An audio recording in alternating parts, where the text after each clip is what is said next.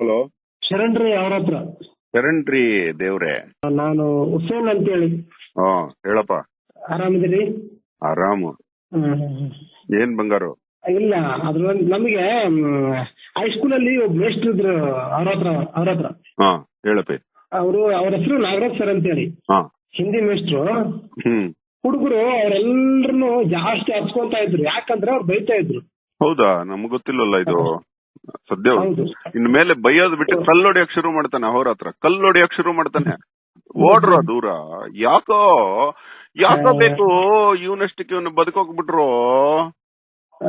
ಅವ್ರ ನಾಗರಾಜ್ ಸರ್ ಅಂತ ಹೇಳಿದ್ರಲ್ರಿ, ಅವರು ಹೆಚ್ಚು ಬೈತಾ ಇದ್ರು. ಹೆಂಗ್ ಬೈತಾ ಇದ್ರು ಅಂದ್ರೆ, ತೂ ಹೇಗಿದೆಯಾ, ಹೋಗೋ ಮುಟ್ಟ ಅಂತ ಬೈತಾ ಇದ್ರು. ಎಷ್ಟು ನರಕ ಅನ್ಭವಿಸಿರ್ಬೇಕು.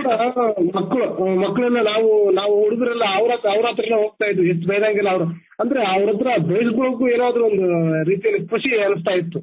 ಹೌದಾ? ಎಷ್ಟು ಮಹಾಪುರುಷ ಇರ್ಬೇಕು ಆ ಮನುಷ್ಯ. ಇದು ಏನಾಗುತ್ತೆ ಗೊತ್ತೇನೋ, ತುಂಬಿದ ತುಳುಕದ ಒಂದು ಆನಂದ ಹೊಟ್ಟೆಲಿದ್ದಾಗ, ಒಳಗಡೆನೆ ಆನಂದ ಸಿಗ್ತಾ ಇದ್ದಾಗ ಹೊರಗಡೆ ಆನಂದ ಹುಡುಕೋದಿಲ್ಲ ಮನುಷ್ಯ. ಹಾಗೆ ಹುಡುಕದವನಿಗೆ ಹೊರಗಡೆಯಿಂದ ಏನಾದ್ರೂ ಡಿಸ್ಟರ್ಬ್ ಆದ್ರೆ ಧ್ಯಾನ ಭಗ್ನ ಆದಂಗಾಗತ್ತೆ. ಹಾಗಾಗಿ ಸ್ವಲ್ಪ ದೂರ ತಳ್ಳುವಂತ ಗುಣ ಅಷ್ಟೇ ವಿನಃ ಆದ್ರೂ ದೂರ ತಳ್ಬೇಕು. ಏನೋ ಮಾಡೋದು ಹೇಳ್ಕೊಡ, ಒಂದ್ ಟೆಕ್ನಿಕ್ ಹೇಳ್ಕೊಡಪ್ಪಿ ನೀನು. ಏನೋ ನಂಗೆ ಇಷ್ಟ ಇಲ್ಲ ಕಣ ಯಾರು ಫೋನ್ ಮಾಡೋದು ಮನೇಲಿ. ಇವಾಗ ಹೆಂಗಾಗಿದೆ ಅಂದ್ರೆ, ಫೋನು ಯಾವ್ದೋ ಒಂದು ಭಗವಂತ ಎತ್ತೋ ಇವಾಗ ಅಂದ್ರೆ ಎತ್ತುತ್ತಾ ಇದೀನಿ. ಅಷ್ಟು ಕಂಟಿನ್ಯೂಸ್. ನಾನು ನಿನ್ನ ಇದರಲ್ಲಿ ಒಂದು ಮಿಸ್ಡ್ ಕಾಲ್ದು ಒಂದು ಲಿಸ್ಟ್ ಹಾಕ್ತೀನಿ. ಕಂಟಿನ್ಯೂಸ್ ಮಿಸ್ಡ್ ಕಾಲ್ ಬಂಗಾರು. ಇಲ್ಲ, ನಾನು ಇವಾಗ ಒಂದು ವಿಡಿಯೋ ನೋಡಿದೆ, ತಕ್ಷಣ ನಂಬರ್ ನೋಡಿದೆ, ಸಿಕ್ತು, ಹಂಗೆ ಕಾಲ್ ಮಾಡಿದೆ. ಏನದು ನಿನ್ನ ಧ್ವನಿಯಲ್ಲಿ ಒಂದು ಸಂಸ್ಕಾರ ಇದೆ ಬಂಗಾರು. ಯಾರೋ ನೀನು ಸಂತ ಅನ್ಸತ್ತೋ ನನಗೆ. ಯಾಕಂದ್ರೆ ನಿನ್ನಲ್ಲಿ ಯಾವ್ದೋ ಒಂದು, ನಿನ್ನ ಮಾತಾಡ್ತಾ ಇದ್ರೆ ಯಾವ್ದೋ ಒಬ್ಬ ಪೀರನ್ನು ಅಥವಾ ಸೋಫಿಗಳ ತರ ಮಾತಾಡ್ತೀಯಲ್ಲೋ. ಯಾಕೋ ನೀನ್ ಹಂಗೆ? ಅವ್ರ ಹತ್ರ ಅವ್ರೆ ಒಂದು ಸೂಫಿಗಳು ಬರ್ತಾರೆ, ಜಲಾಲುದ್ದೀನ್ ರೂಮಿ ಅಂತೇಳಿ. ಆಗ್ರಾದಲ್ಲಿದ್ದ ಆ ಸೂಫಿನ ಒಬ್ಬ ಮನುಷ್ಯ ಬಂದು ದಿನಾ ಬೈತಾ ಇದ್ದ. ಹೆಂಗ್ ಬಯೋನು ಅಂದ್ರೆ, ಆ ಏರಿಯಾದಲ್ಲಿ ಯಾರು ಅಷ್ಟು ವಲ್ಗರ್ ಆಗಿ ಬಯಕ್ ಸಾಧ್ಯ ಇಲ್ಲ, ಹಂಗ್ ಬೈತಾ ಇದ್ದ. ಬೈದಿದ್ದೆಲ್ಲ ಆಗಿ ಸುಸ್ತಾಗ್ಬಿಡ್ತಿದ್ದ. ಸುಸ್ತಾದ್ಮೇಲೆ ಈ ಸೂಫಿ ಅವನಿಗೆ 1 ಕಾಸು ಹಣ ಕೊಡ್ತಿದ್ದ ಆಗ್ರಾದಲ್ಲಿ. ಅವನು ಕೊಟ್ಟೋಗ್ತಿದ್ದ. ಮತ್ತೆ ಮಾರನೇ ದಿನ ಬಂದು ಫುಲ್ ಬೈಯೋದು ಎಲ್ಲಾರ ಜನಗಳ ಮುಂದೆ. ಜನ ಕೂಡ ಸಹಿಸಕ್ಕಾಗಲ್ಲ, ಹೊಡಿಯೋಕ್ ಹೋದ್ರೆ ಜನ ಇವನು ಸೂಫಿ ಕುತ್ಕೊಳ್ಳಿ ಸುಮ್ನಿರಿ ಪಾಪ ಅವ್ನ್ ಬೈಲಿ ಅಂತ ಹೇಳ್ತಿದ್ದ. ಮತ್ತೆ ಅವನು ಬೈದಿದ್ದಾದ್ಮೇಲೆ ಇವನು 1 ಕಾಸು ಕೊಡ್ತಿದ್ದ. ಒಂದ್ ದಿವಸ ಗೊತ್ತಾಗತ್ತೆ ಅವನು 1 ತಿಂಗಳ ಮಟ್ಟಿಗೆ ಡೆಲ್ಲಿಗೆ ಹೋಗ್ತಾ ಇದ್ದಾನೆ ಅಂತ. ಅವನು ಬಂದ ತಕ್ಷಣ ಈ ಸೂಫಿ ಅವನಿಗೆ 30 ಕಾಸು ಕೊಟ್ಟ. 30 ಕಾಸು ಕೊಟ್ಟು, ಅಪ್ಪ 30 ದಿನಗಳದ್ದು ಬೈದ್ ಬಿಟ್ಟು ಹೋಗೋ, ಇಲ್ಲ ಅಂದ್ರೆ ನಾಳೆಯಿಂದ ಬೈಯೋರ್ ಯಾರು ನನ್ನ ಅಂತ ಹೇಳ್ದ. ಎಂತ ದೊಡ್ಡ ಮಾತಲ್ಲೇನೋ ಇದು, ಎಂತ ಪಾಠ ಅಲ್ಲೇನೋ ಇದು. ಹೌದೌದೌದು, ಬಹಳ ದೊಡ್ಡ ಪಾಠ. ಹಂಗೆ ಯಾಕೆ ಜನರು ನೀವು ಹತ್ರ ಆಗ್ತಾ ಇದೀರಿ ಅಂತಂದ್ರೆ,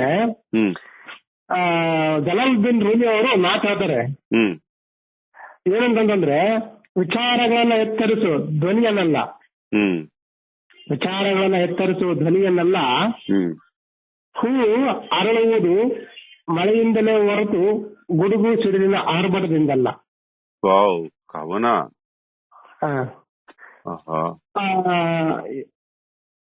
ಇದನ್ನ ನಾನು ಜೀವನದೊಳಗ ಅಳವಡಿಸಿಕೊಂಡಿದ್ದು. ಇಲ್ಲ, ನಿನ್ನಲ್ಲಿ ಏನೋ ಫ್ರಾಗ್ರೆನ್ಸ್ ಇದೆ. ಅಂದ್ರೆ ಧರ್ಮ ಅಧರ್ಮ ಅಂತಿರುತ್ತೆ ಪ್ರತಿ ಧರ್ಮದಲ್ಲೂ. ಧರ್ಮ ಇರುವವರು ಅಮೃತ ಕೊಡ್ತಾರೆ, ಅಧರ್ಮ ಇರೋರು ರಕ್ತ ಕೀಳ್ತಾರೆ. ಆ ಅಧರ್ಮೀನ ನೋಡಿ ಧರ್ಮನ ಗುರುತಿಸಬಾರ್ದು, ಧರ್ಮೀನ ನೋಡಿ ಧರ್ಮನ ಗುರುತಿಸ್ಬೇಕು. ನಿನ್ನ ನೋಡಿದ್ರೆ ಒಂದು ಗೌರವ ಬರುತ್ತೆ. ಏನೋ ಒಂದು ಫ್ರಾಗ್ರೆನ್ಸ್ ಮಾತುಗಳಲ್ಲಿ ತಿಳಿಯುವಂತ ಕೆಲವು ಸೂಫಿ ಸಿದ್ಧಾಂತ ಓದ್ಕೊಂಡಿದ್ಯಾ? ನಾನು ರೆಗ್ಯುಲರ್ ಅದೇ ಸ್ಟಡಿಯಲ್ಲಿ, ಈಗಲೂ ಕೂಡ ಅದೇ ಸ್ಟಡಿಯಲ್ಲಿ ಓದ್ತಾ ಇದ್ದೆ. ನಿಮ್ ವಿಡಿಯೋ ನೋಡಿದೆ. ನಾನು ಸೂಫಿ ಆಧ್ಯಾತ್ಮ ಚಿಂತನೆಗಳ ಒಂದು ಪುಸ್ತಕ ಓದ್ತಾ ಇದ್ದೆ. ಅದಕ್ಕೆ ನಿನ್ನೆಲ್ಲ ರಸ ಇದೆ. ಒಂದು ನಬಿ ಕತೆ ನೆನಪಾಗ್ತಾ ಇದೆ ನಿನ್ನ ನೋಡಿದ್ರೆ. ಎಷ್ಟು ನ್ಯಾಯವಂತರಾಗಿದ್ರು ನಬಿಗಳು ಅಂತ. ಅದು ಎಷ್ಟನೇ ನಬಿ ಅಂತ ಗೊತ್ತಿಲ್ಲ. ಆ ನಬಿ ತುಂಬಾ ಒಳ್ಳೆಯವನಾಗಿದ್ದ. ಜನ ಅವನನ್ನ ಭೇಟಿ ಮಾಡಲು ಬರ್ತಿದ್ರು, ಶಿಕ್ಷೆಗಳನ್ನು ಪಡಿತಿದ್ರು ತಪ್ಪು ಮಾಡಿದ್ರೆ. ಆ ನಬಿಯನ್ನ ಭೇಟಿ ಮಾಡೋದಕ್ಕೆ ಒಂದು ಹೆಣ್ಣು ಬರುತ್ತೆ, ಮಗುವನ್ನ ಎತ್ಕೊಂಡು ಬರುತ್ತೆ. ಇದು ಯಾಕೋ ಅಹೋರಾತ್ರನಿಗೆ ಮನಸ್ಸು ಮುಟ್ಟಿದ ಕತೆ ಇದು. ಇದು ನಿಜಾನ ಅಲ್ವಾ ಅಂತ ನೀನ್ ಹೇಳು. ಖಂಡಿತ. ಆ ಹೆಣ್ಣು ಬಂದ ತಕ್ಷಣ, ಅಮ್ಮ ಮಗು ಎಷ್ಟ್ ಚಂದ ಇದೆ, ಈ ಮಗುವಿನ ಅಪ್ಪ ಎಲ್ಲಿ ಅಂತ ಕೇಳ್ತಾನೆ.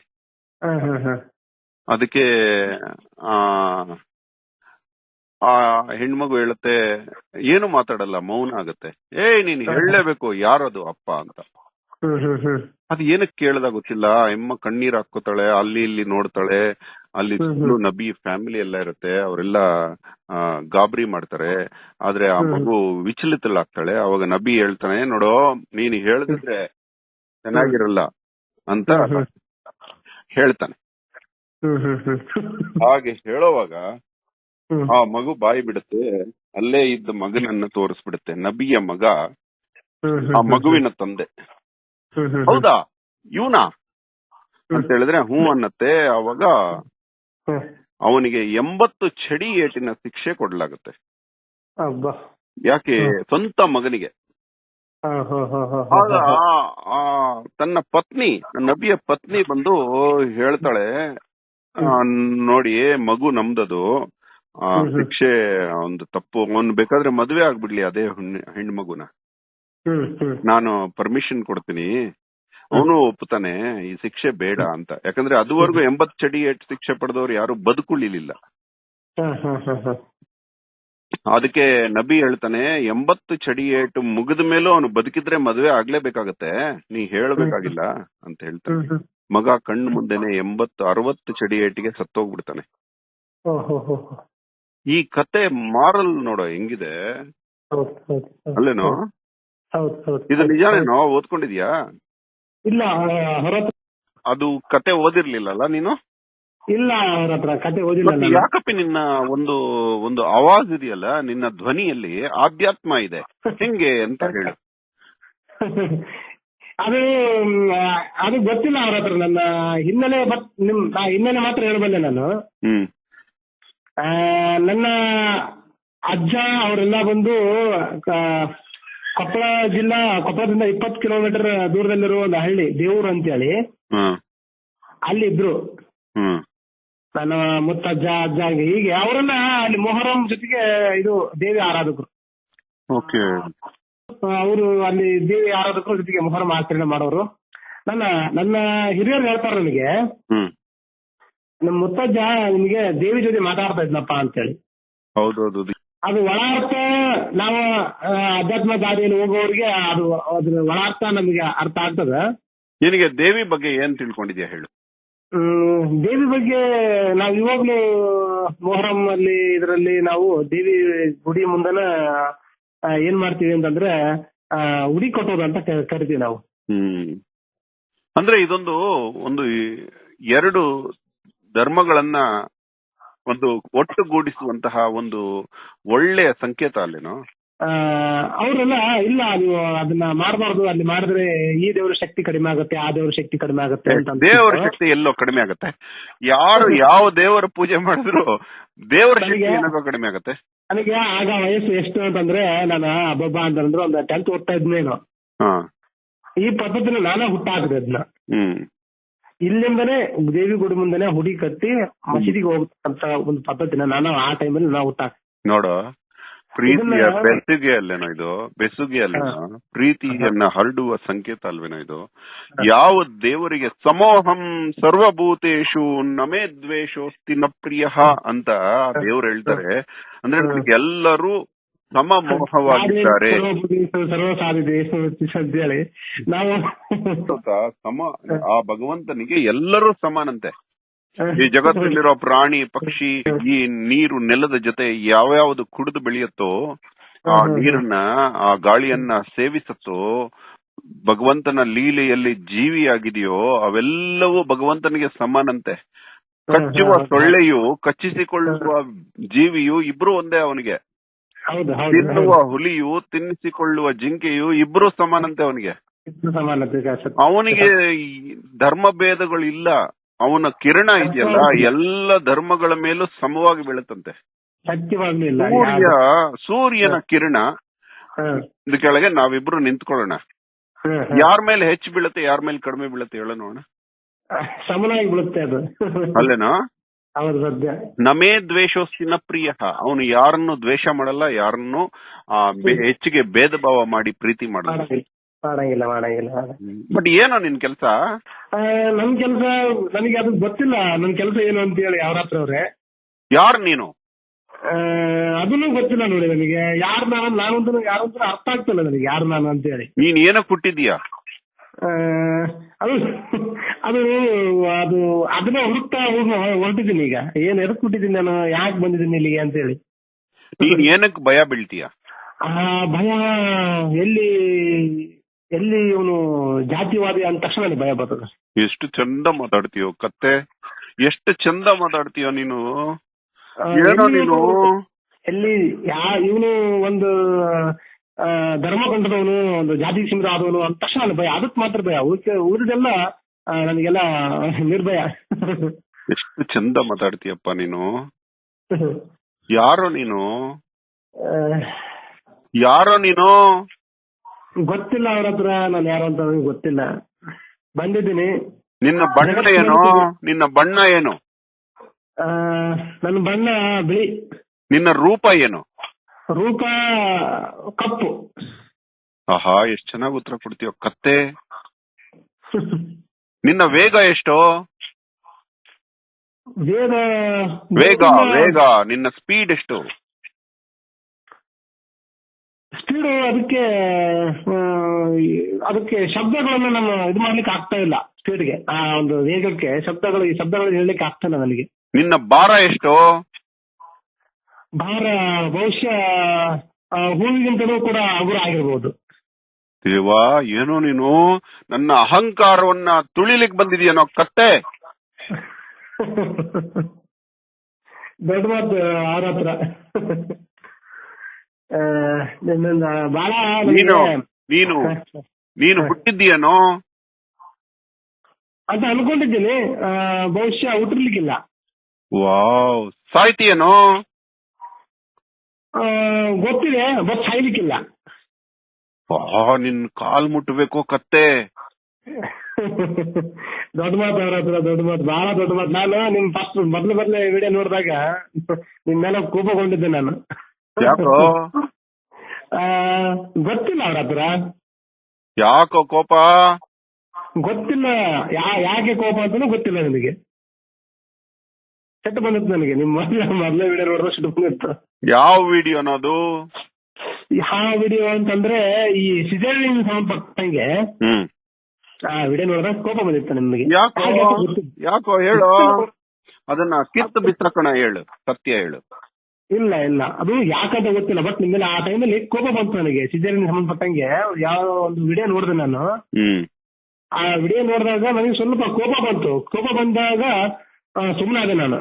ಕೋಪ ಬಂದಾದ್ರೆ ಅದು ಒಂದು ಸಾತ್ವಿಕ ಕೋಪ ಅನ್ಕೊಳ್ಳಿ. ಅದು ಅಲ್ಲಿಗೆ ಮತ್ತೆ ಇನ್ನೊಂದ್ಸಲ ವಿಡಿಯೋ ನೋಡಿದಾಗ ಬಹಳ ಖುಷಿ ಆಯ್ತು. ನಿಮ್ ಜೊತೆ ಸಡನ್ ಆಗಿ ನಿಮ್ ನಂಬರ್ ಕೂಡ ಸಿಕ್ತು. ಕಾಲ್ ಮಾಡಿದ್ರೆ ನಿಮ್ ನಂಬರ್ ಕಾಲ್ ಪಿಕ್ ಮಾಡಿದ್ರೆ ಅಷ್ಟೇ. ನೀನು ಕೆಲಸ ಮಾಡ್ತೀಯಾ ಇಲ್ವಾ? ನಾನು ಕೆಲಸ ಮಾಡ್ತಿದ್ದೀನಿ ಅಂತ ಅನ್ಕೊಂಡಿದ್ದೀನಿ ಅವ್ರ ಹತ್ರ. ಅದು ನನ್ಗೆ ಗೊತ್ತಾಗ್ತಾ ಇಲ್ಲ, ನಾನು ಕೆಲಸ ಮಾಡ್ತಾ ಇದ್ದೀನ ಇಲ್ವಾ ಅಂತೇಳಿ. ನೀನು ಅಹೋರಾತ್ರ ನನ್ನ ಎಷ್ಟು ಚಂದ ಅರ್ಥ ಮಾಡ್ಕೊಂಡಿದೀಯೋ.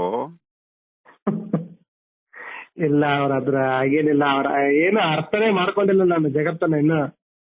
ಓಕೆ, ನೀನ್ ಯಾಕೆ ನೀನ್ ಅನ್ಕೊಂಡಿರೋ ಆ ಕೆಲಸನ ಮಾಡ್ತಾ ಇರೋದು ಯಾಕೆ? ನೀನ್ ಅನ್ಕೊಂಡಿರೋ ಆ ಕೆಲಸನ ನೀನು ಯಾಕೆ ಮಾಡ್ತಾ ಇದೀಯ ಹೇಳು? ಅದೇ ಯಾಕೆ ಮಾಡ್ತಾ ಇದ್ದೀನಿ ನಾನು ಅದನ್ನೇ ಕೇಳ್ತಾ ಇದ್ದೀನಿ. ಯಾಕೆ ಮಾಡ್ತಾ ಇದ್ದೀನಿ ಆ ಕೆಲಸನ? ಯಾಕೆ ಮಾಡ್ತಾ ಇದ್ದೀನಿ ನಾನು ಆ ಕೆಲಸನ? ಯಾಕೆ ಮಾಡ್ತಾ ಇದ್ದೀನಿ ನಾನು? ನೀನು ಇಷ್ಟಪಡುವ ಪ್ರಾಣಿ ಯಾವುದು?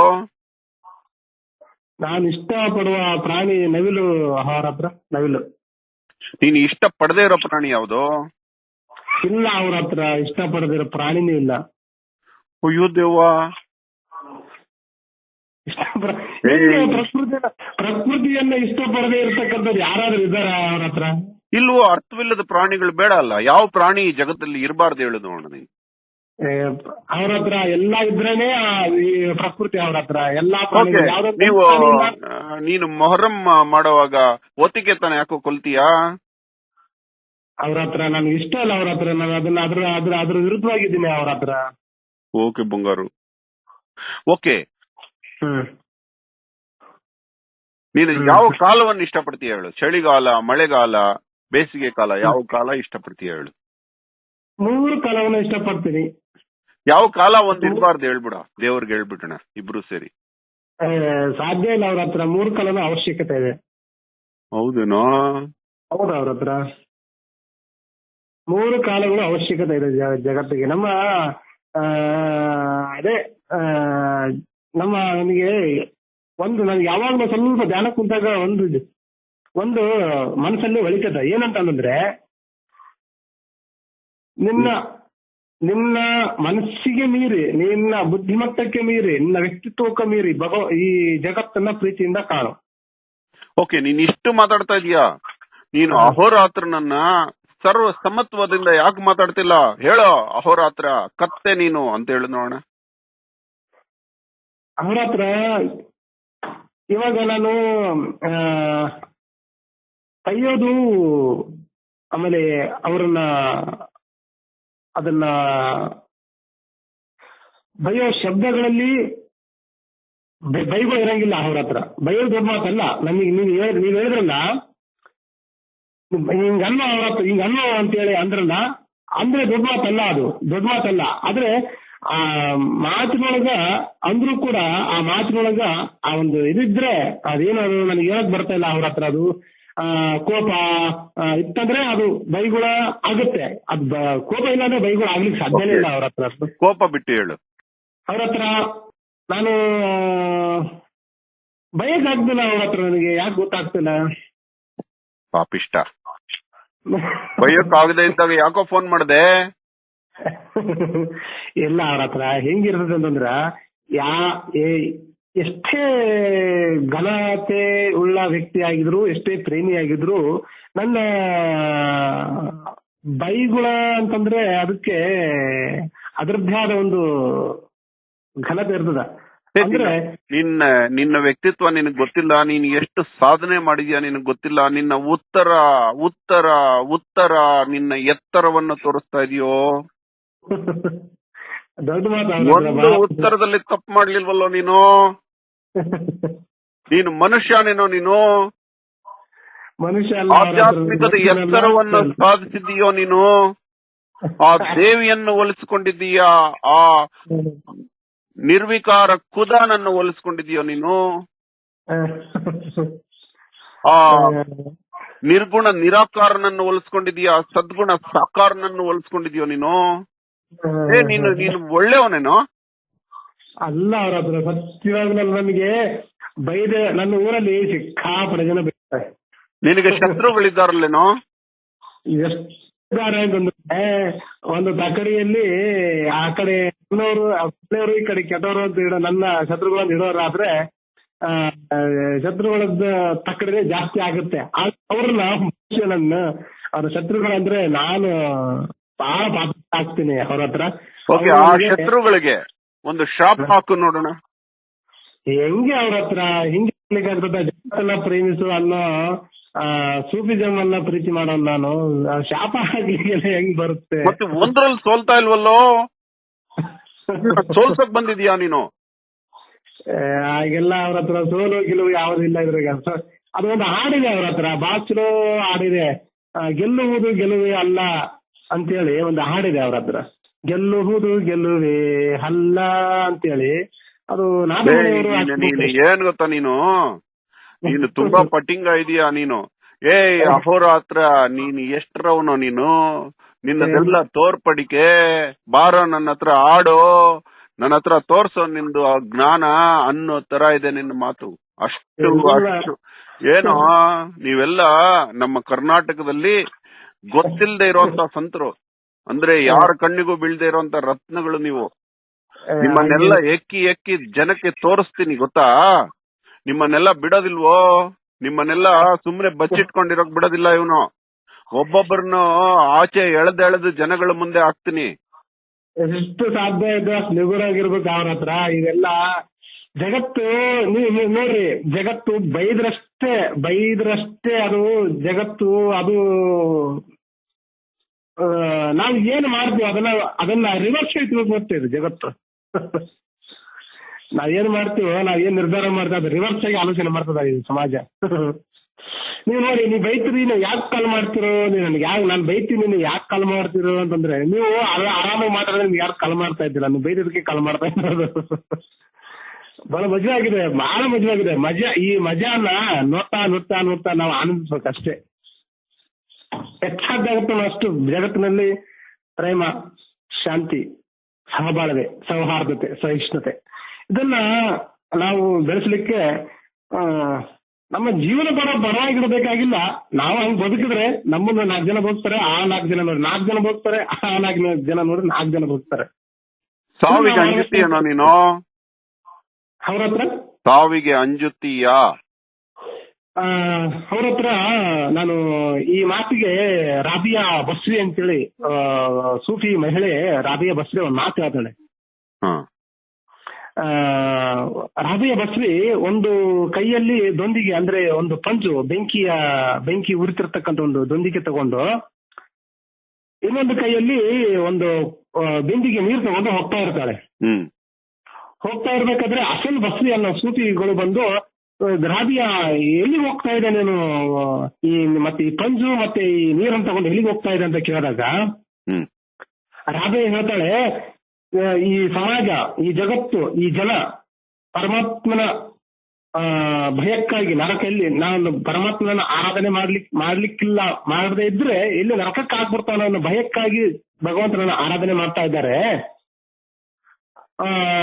ಮತ್ತೆ ಕೆಲವರು ಸ್ವರ್ಗದ ಆಶೆಗಳಿಗೆ ಆರಾಧನೆ ಮಾಡ್ತಾ ಇದ್ದಾರೆ. ಅದಕ್ಕೆ ಈ ನೀರನ್ನ ನೀರಿನಿಂದ ಆ ನರಕಾಗ್ನಿಯನ್ನ ಆರಿಸಿಬಿಟ್ಟು ಆಮೇಲೆ ಈ ದೊಂದಿಗೆಯಿಂದ ಸ್ವರ್ಗವನ್ನು ಸುಟ್ಟಾಕ್ಬಿಡ್ತೀನಿ ಅಂತೇಳಿ ರಾಬಿಯಾ ಬಸ್ರಿ ಅವರು ಹೇಳ್ತಾರೆ. ಅಂದ್ರೆ ನಾವು ಸ್ವರ್ಗದ ಆಸೆಗಾಗಿ ನರಕದ ಭಯಕ್ಕಾಗಿ ಭಗವಂತನ ಪ್ರೀತಿ ಮಾಡಬಾರ್ದು. ಇದು ಸತ್ಯ, ಇದು ನಾವು ಮಾಡ್ಬೇಕಾಗಿರ್ತಕ್ಕಂಥದ್ದು. ಆಮೇಲೆ ಭಗವಂತನಲ್ಲಿ ಏನಾದ್ರೂ ಪ್ರಾರ್ಥನೆ ಮಾಡ್ಬೇಕಾದ್ರೆ ಯಾವುದೇ ನಿರೀಕ್ಷೆ ಇರಬಾರ್ದು, ಸತ್ಯ ಇದು. ಓಕೆ, ಹೇಳೋ. ಈ ಜಗತ್ತಲ್ಲಿ ಒಂದೇ ಒಂದು ಧರ್ಮ ಇರಬೇಕು, ಬೇರೆ ಎಲ್ಲ ಧರ್ಮ ನಾಶ ಆಗ್ಬೇಕು ಅಂದ್ರೆ ನೀನ್ ಯಾವ ಧರ್ಮನ ಇಷ್ಟಪಡ್ತೀಯ? ಪ್ರೇಮ ಧರ್ಮ. ಓ ಕತ್ತೆ, ನೀನ್ ಏನಕ್ಕೋ ಫೋನ್ ಮಾಡ್ದೆ? ಯಾಕೋ ಮಾಡ್ಬೇಕಾಗಿತ್ತು ನೀನು? ನಿನ್ಗೇನೋ ಸಂಬಂಧ? ಇದು ಎಲ್ಲ ಬೇರೆ ಜನಗಳಿಗೆ ಒಂದೇ ಕ್ಲಾಸ್ ಅಲ್ಲಿ ಪಾಠ ನಡೀತಾ ಇದ್ರೆ ನೀವೆಲ್ಲ ಇಂಜಿನಿಯರಿಂಗ್ ಮಕ್ಕಳು, ಮಾಸ್ಟರ್ ಡಿಗ್ರಿ ಮಕ್ಕಳು, ಡಾಕ್ಟರೇಟ್ಗಳು ಬಂದು ಕ್ಲಾಸಲ್ಲಿ ಯಾಕೋ ಕೂತ್ಕೋತೀರಿ ನೀವು? ನಿಮ್ಗೇನೋ ಸಂಬಂಧ ಇಲ್ಲಿ? ಲೇವಡಿ ಮಾಡ್ತಿದ್ದೀರಿ ನೀವು ಇಲ್ಲಿ ಬಂದು? ಅವ್ರ ಹತ್ರ ನಿಮಗೇನೋ ಸಂಬಂಧ? ಇದು ಪಾಠಶಾಲೆ ನಡೀತಾ ಇದೆ, ಗೊತ್ತಿಲ್ಲದೆ ಇರೋರಿಗೆ, ಅಲ್ಪ ಸ್ವಲ್ಪ ಗೊತ್ತಿರೋರು ಹೇಳ್ತಾ ಇದ್ರೆ ಮಧ್ಯದಲ್ಲಿ ಬಂದು ಯಾಕೋ ಕೂತ್ಕೋತೀರಿ ನೀವು?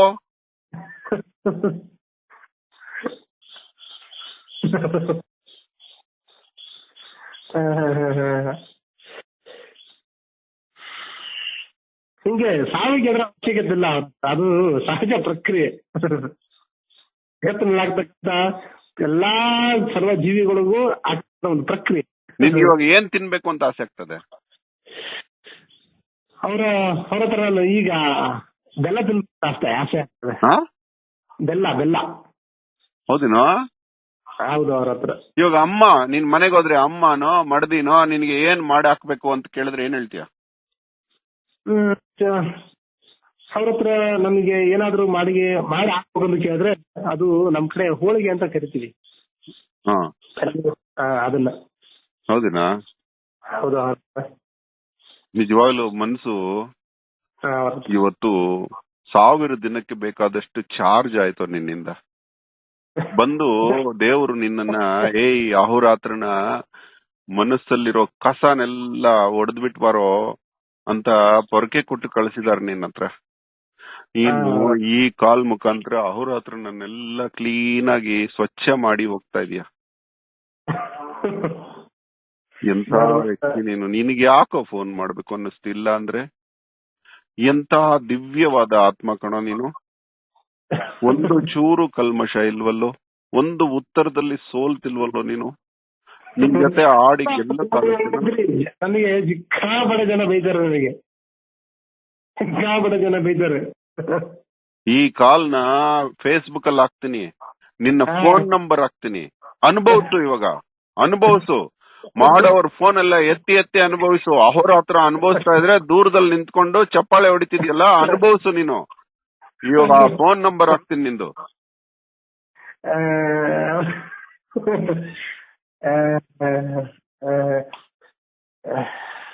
ಹ್ಞೂ ಅನ್ನೋ.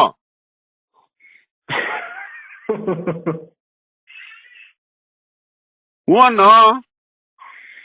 ಹೆಂಗೆ ಅವ್ರ ಹತ್ರ ಹೂ ಅನ್ಲಿಕ್ಕೆ ಆಗುತ್ತೆ?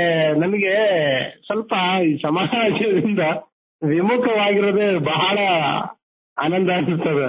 ಸ್ವಾರ್ಥಿಗಳು ನೀವೆಲ್ಲ, ಸ್ವಾರ್ಥಿಗಳು. ನೀವು ಸುಖ ಪಟ್ರೆ ಆಗೋಯ್ತು ನಿಮ್ಗೆಲ್ಲ. ಇನ್ನೊಬ್ಬರ ಹತ್ರ ಸುಖನ ಹಂಚ್ಕೊಳ್ಳೋ ಅಂತ ಗುಣ ಇಲ್ವೋ ನಿಮ್ಗೆ? ಸ್ವಾರ್ಥಿಗಳು. ಹೌದು, ಅವ್ರ ಹತ್ರ ಈ ವಿಷಯದಲ್ಲಿ ನಿಜವಾಗ್ಲೂ ಸ್ವಾರ್ಥಿನೇ ನಾನು. ಇಲ್ಲಿ ಅವ್ರ ಹತ್ರ ಎಲ್ಲರ ಬಗ್ಗೆ ಹಂಚ್ಕೊಂಡು ಒದ್ದಾಡ್ತಾ ಇದ್ರೆ ಇವನ್ನ ನೋಡಿ ಚಪ್ಪಾಳೆ ತಟ್ಕೊಂಡು ದೂರ ನಿಂತ್ಕೊಂಡು ನಗ್ತಾ ಇದ್ದೀರಿ. ಮಧ್ಯೆ ಮಧ್ಯೆ ಬಂದು ಫೋನ್ಗಳು ಮಾಡಿ ಲೇವಡಿ ಮಾಡ್ತೀರಣ್ಣ ನೀವು. ನೀನು ಅನುಭವಿಸು ಇವಾಗ.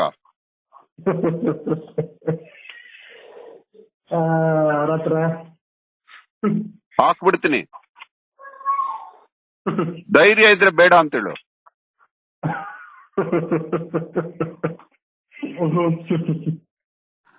ಫೋನ್ ನಂಬರ್ ಹಾಕೋದ್ ಬೇಡವಾ? ನೋಡೋ, ನಿನ್ನಲ್ಲಿ ಒಂದು ಸಂತತ್ವ ಇಷ್ಟಪಟ್ಟಿದ್ದೇನ್ ಗೊತ್ತೇನೋ ಅವ್ರ ಹತ್ರ. ಏನ್ ಬೇಕಂದ್ರು ಏನ್ ಬೇಡಂದ್ರು ದುಃಖ ಬರ್ತೈತಂತಪ್ಪ ಅಂತ ಹೇಳಿದಾನೆ. ನೀನ್ ಬೇಡ ಅಂತ ನಿನ್ ಬಾಯಲ್ಲಿ ಬರಲ್ಲ ನೋಡು, ಬೇಕು ಅಂತಾನು ಬರಲ್ಲ. ಎಲ್ಲೋ ಕಂಡ್ಕೊಂಡೆ ನೀನು, ಎಲ್ಲೋ ಕಲ್ತೆ ಈ ವಿದ್ಯೆನ. ನಾವೆಲ್ಲ 50 ವರ್ಷ ವಿಲವಿಲ್ಲ ಒದ್ದಾಡಿ ಕಷ್ಟಪಟ್ಟು ಕಲ್ತ್ರೆ ನೀನು ಆರಾಮಾಗಿ. ಎಷ್ಟು ನಿನ್ ವಯಸ್ಸು? ಅವ್ರ ಹತ್ರ ನನಗೆ ಸ್ಕೂಲ್ ಪ್ರಕಾರ 29, ನನ್ನ ಅವನ ಪ್ರಕಾರ 27. ಅಯ್ಯೋ, ಹೊಟ್ಟೆ ಉರಿತಾ ಇದೆಯಲ್ಲೋ. ನಿನ್ ವಯಸ್ಸಲ್ಲಿ ದುರಹಂಕಾರಿ ಆಗಿದ್ದ ಅಹೋರಾತ್ರ ನೋಡಿದ್ರೆ ಎಷ್ಟು ಸಾತ್ವಿಕ, ಎಷ್ಟು ಬುದ್ಧಿಮಟ್ಟ. ಎಲ್ಲೋ ಕಲ್ತ್ಕೊಂಡೆ ನೀನಿದು. ಏನ್ ಬೇಕಂದ್ರು ಏನ್ ಬೇಡಂದ್ರು ದುಃಖ ಬರ್ತೈ ನಿನ್ನ ಬಾಯಲ್ಲಿ. ಒಂದು ಇದು ಬೇಕು ಇದು ಬೇಡ ಅನ್ಲಿಲ್ಲ ನೀನು. ಅತ್ಯಂತ ಶ್ರೇಷ್ಠವಾದ ಆಹಾರ ಬೆಲ್ಲ ತಿನ್ಬೇಕು ಅಂದೆ ನೀನು. ಒಂದು ಚೂರು ಬಾಯಲ್ಲಿ ಅಮ್ಮ ಇದು ಮಾಡಿ ಹಾಕು ಅಂತ ಹೇಳ್ತಾ ಇಲ್ಲ. ಎಲ್ಲದರಲ್ಲೂ ಸಾತ್ವಿಕತೆ ತೋರಿಸ್ತಾ ಇದೀಯಾ.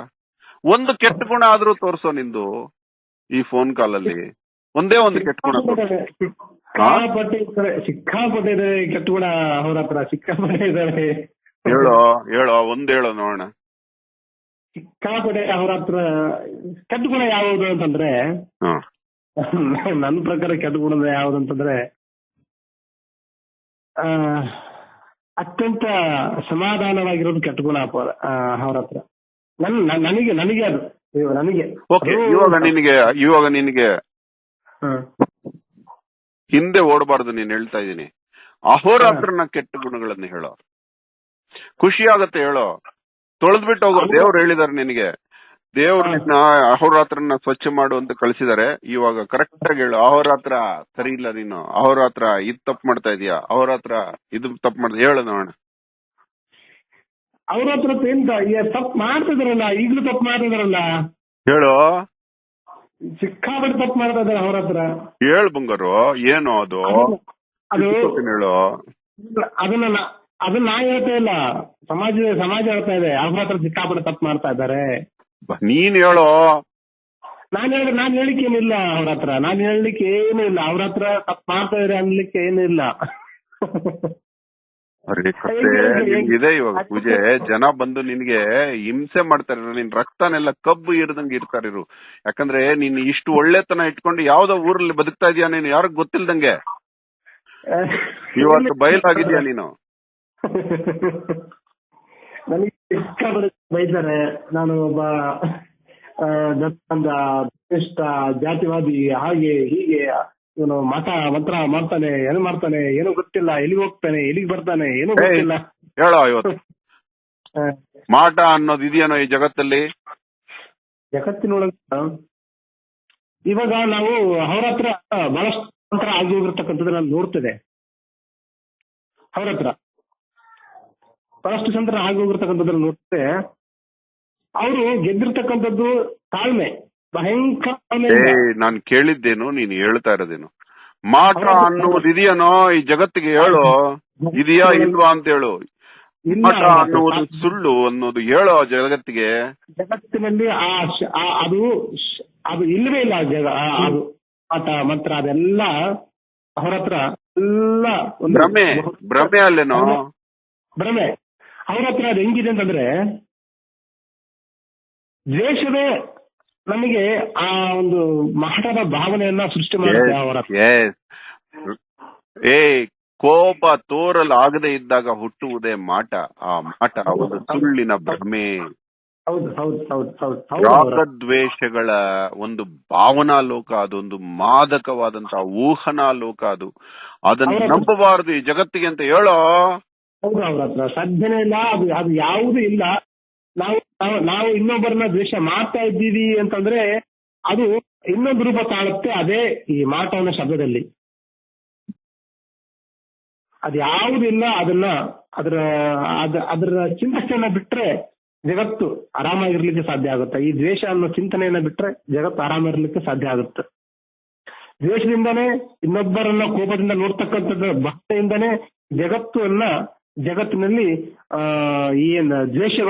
ದ್ವೇಷದ ಭಾವನೆಗಳು ಬೇರೆ ಬೇರೆ ಬೇರೆ ಬೇರೆ ರೂಪ ತಗೊಂಡು ಈ ಮಾಟ, ಅದು ಆಳು ಮೂಳು, ಜಾತಿ, ಧರ್ಮ ಎಲ್ಲ ರೂಪ ತಗೊಳ್ತಾ ಇದ್ದಾವೆ ಹೊರತು ಯಾವುದೂ ಇಲ್ಲ. ಅದು ಆಯ್ತು, ತುಂಬಾ ಖುಷಿ ಆಯ್ತು. ಈ ಆಡಿಯೋನ ಫೇಸ್ಬುಕ್ ಅಲ್ಲಿ ಹಂಚ್ಕೋತಾನೆ. ನಿನ್ನ ನಂಬರ್ ಹಾಕೋದಿಲ್ಲ, ನಿನ್ನ ಮನ್ಸಿಗೆ ಯಾವುದೇ ನೋವು ಕೊಡೋದಿಲ್ಲ. ನೀನ್ ಇದೀಯಾ ಅಂತ ಜಗತ್ತಿಗೆ ಗೊತ್ತಾಗ್ಲಿ ಹಾಕ್ತಾನೇನೋ. ಅದಕ್ಕೆ ಅನುಮತಿ ಇದೆಯೇನೋ? ಹ್ಞೂ ಅನ್ನೋ.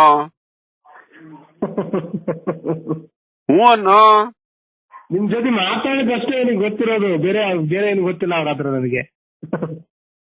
ಅನುಮತಿ ಕೊಡೋ.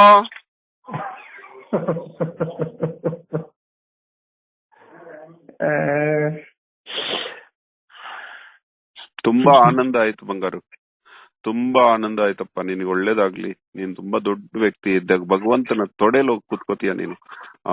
ನಿನಗೆ ಆ ಸಾಧನೆ ಎಷ್ಟೋ ಜನ್ಮಗಳಿಂದ ಬಂದಿದೆ ಬಂಗಾರು. ನಿನಗೆ ಒಳ್ಳೇದಾಗ್ಲಿ ಅಪ್ಪ. ನಿನ್ನಂತವ್ರು ಊರಲ್ಲಿದ್ರು ಯಾರಿಗೂ ಗೊತ್ತಾಗದಂಗಿದ್ದಾರೆ. ಅವರೆಲ್ಲ ಬಯಲ್ ಮಾಡೋ ಜನಕ್ಕೆ ಒಳಿತಾಗ್ಲಿ. ಸಮಾಜ ಮುಳುಗೋ ಪರಿಸ್ಥಿತಿ ಬಂದಿದೆ, ಅದನ್ನ ಎಬ್ಬಿಸ್ಬೇಕು ನೀವೆಲ್ಲ. ಮಾತ್ರ ಸತ್ಯ ಅವ್ರ ಹತ್ರ ಈ ವಿಷಯನೇ ನಾನು ಮುಂದೆ ನಾವೆಲ್ಲ ಇವಾಗ ಇಳಿಬೇಕು. ಸಮಾಜ ದೃಢವಾಗಿ ಕೂತ್ಕೊಂಡ ತಕ್ಷಣ ನಾವು ಮತ್ತೆ ನಮ್ಮ ಧ್ಯಾನ. ಇದೇ ಸತ್ಯ. ಈ ಸಮಾಜ ಮುಕ್ತ ಇದೆ. ಅದನ್ನ ದಡ ಸೇರಿಸ್ತಕ್ಕಂತ ಒಂದು ಕಾಯಕ ನಾವು ಮಾಡ್ಲೇಬೇಕಾಗ್ತದ. ನಮಗೆ ಎಷ್ಟು ಸಾಧ್ಯ ಆಗ್ತದ? ಬಸವಣ್ಣ ಬಂದ್ರು ಜಗತ್ತಿನೊಳಗ ಜಾತಿ ಧರ್ಮ ಮೇಳು ಕೀಳು ಅನ್ನೋದನ್ನ ನಮಗೆ ಎಷ್ಟೋ ಸಾಧ್ಯ ಆಗುತ್ತೆ. ಒಂದು ಬೆಟ್ಟ ಇತ್ತು, ಆ ಬೆಟ್ಟವನ್ನ ಬಸವಣ್ಣನವರು ಆ ಶರಣ ಪದ್ಧತಿ ಅವ್ರು ಅವತ್ತು ಆಗ ಮಾಡದೇ ಇದ್ದಿದ್ರೆ 15ನೇ ಶತಮಾನದಲ್ಲಿ 12ನೇ ಶತಮಾನದಲ್ಲಿ ಮಾಡದೇ ಇದ್ದಿದ್ರೆ 15ನೇ ಶತಮಾನಕ್ಕೆ ಸ್ಮಶಾನ ಆಗ್ಬಿಡೋದು ಜಗತ್ತು. ಹೌದು ಅವ್ರು ಬಂದು ಮತ್ತೆ ಒಂದ್ಸಲ ಹೆಂಗೆತ್ತಿ ಇವತ್ತಿಗೂ ನಾವು ಜೀವಂತ ಇದ್ದೀವಿ. ಹೌದು, ಅವ್ರ ಹತ್ರ ಸತ್ಯ. ಅವರು ದೊಡ್ಡ ಬೆಟ್ಟವನ್ನ ಕಡಿದು ಸಮತಟ್ಟವಾಗಿ ಮಾಡಿ ಹೋಗಿದ್ದಾರೆ. ಅಲ್ಪ ಸ್ವಲ್ಪ ಅದು ಮುಳ್ಳು ಗಂಟೆ ಬೆಳ್ಕೊಂಡಿದೆ. ಅದನ್ನ ಸ್ವಲ್ಪ ಪಕ್ಕಕ್ಕೆ ಸರಿಸಿ ಹೋಗ್ಬೇಕಷ್ಟೇ. ತುಂಬಾ ಖುಷಿ ಆಯ್ತು ಬಂಗಾರ. ಇಡ್ತೀನ ಫೋನ್. ಇನ್ನು ಫೋನ್ ಮಾಡೋದು ಬೇಡ. ನೀನ್ ಜಗತ್ತಿನ ಕಡೆ ತಿರುಗು, ಜಗತ್ತಿನ ಕೆಲಸ ಮಾಡ್ತಾ ಹೋಗಪ್ಪ. ದೇವರಿದ್ದಾರೆ ನಿನ್ ಜೊತೆ. ಓಕೆ,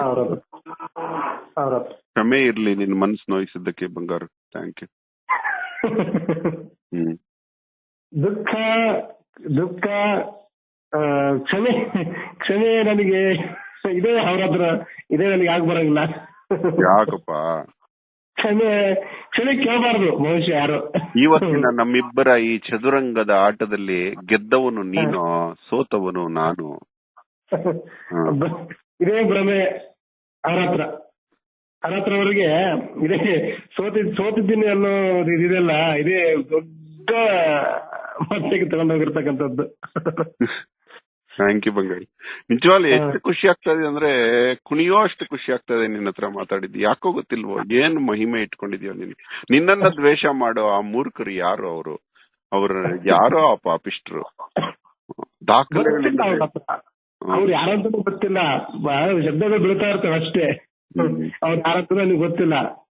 ನಿನ್ನ ಸಹವಾಸದಲ್ಲಿದ್ದ ಆ ಸ್ನೇಹಿತರ ಅದೃಷ್ಟ ಏನೋ ಪಾಪ. ನಿನ್ನ ಸ್ನೇಹಿತರೆಲ್ಲ ಎಷ್ಟು ನಿನ್ನ ಸಹವಾಸದಿಂದ ಒಳ್ಳೇದನ್ನು ಕಲಿತಾ ಇದ್ದಾರೆ. ಒಳ್ಳೇದ್ ಮಾಡ್ತೀನಿ ನೀನು. ಓಕೆ.